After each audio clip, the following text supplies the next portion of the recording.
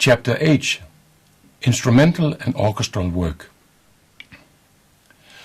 Through the hearing aid, most deaf can distinguish sound from musical instruments, especially in the lower frequencies, where the deaf may have some residual hearing. They can discriminate differences in the most important elements of music, which are intensity, duration, and pitch, as long as the difference is of a certain extent. Since 1961, I have investigated and researched the effect of musical instruments and how they are experienced by deaf and hearing impaired. All deaf perceive the sound of drums, and they perceive the sound from a wooden instrument better than the metal sound, which means xylophone better than metallophone. Deaf and hearing impaired prefer low sounds from tone bars and rosewood in the frequency area from 64 to 380 Hz.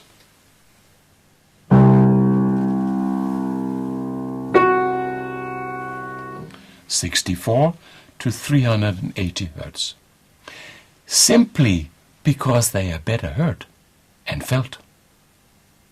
That is the reason why you will find a large selection of different wooden instruments with low sounds in the instrumental and orchestral work. The music instruments used in music therapy span from 32 Hz,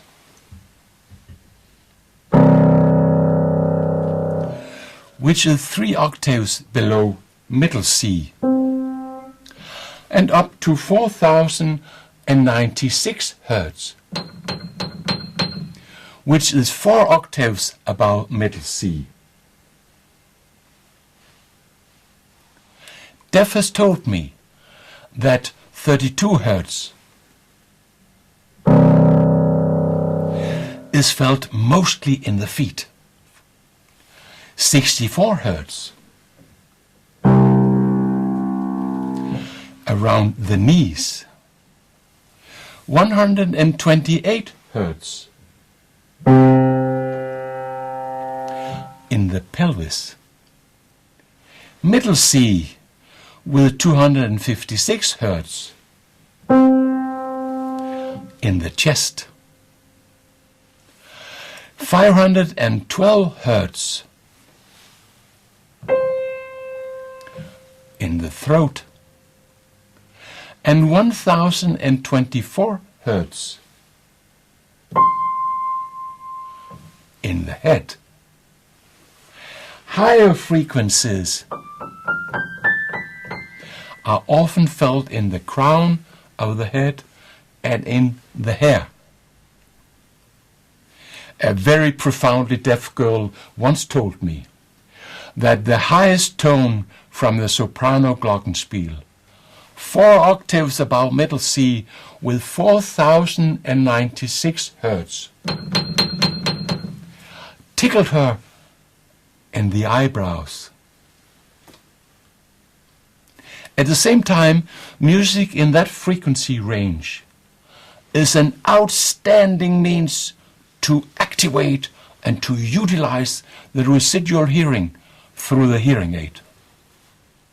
Consequently, musical instruments are indispensable in auditory training and training of sound perception.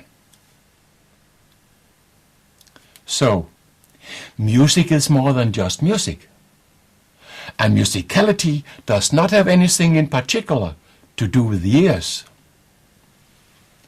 As the Danish professor of music once said, musicality is not a special talent.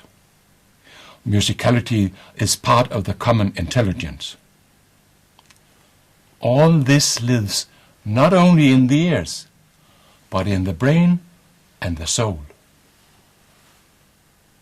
In this chapter, we will meet many of my pupils in this work with instruments, individually and in groups playing together. The first TV program from music therapy at the Aalborg School was You and the Music in 1978.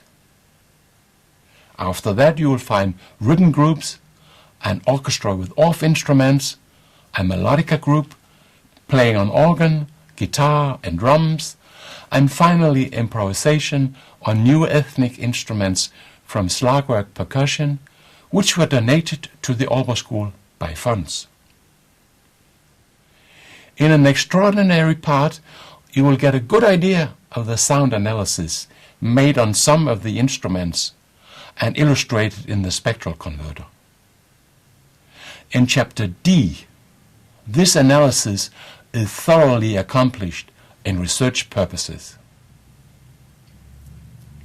With regard to the orchestral work, you will find the concert at the opening of the International Conference on Education and Training of the Deaf in Hamburg in 1980, my 37th and last Christmas concert in 1997, and finally the farewell concert on August 14th, 1998, where all pupils at the Aalborg School, along with my colleagues and myself, marked my round day and my farewell to the Aalborg School after more than 37 years.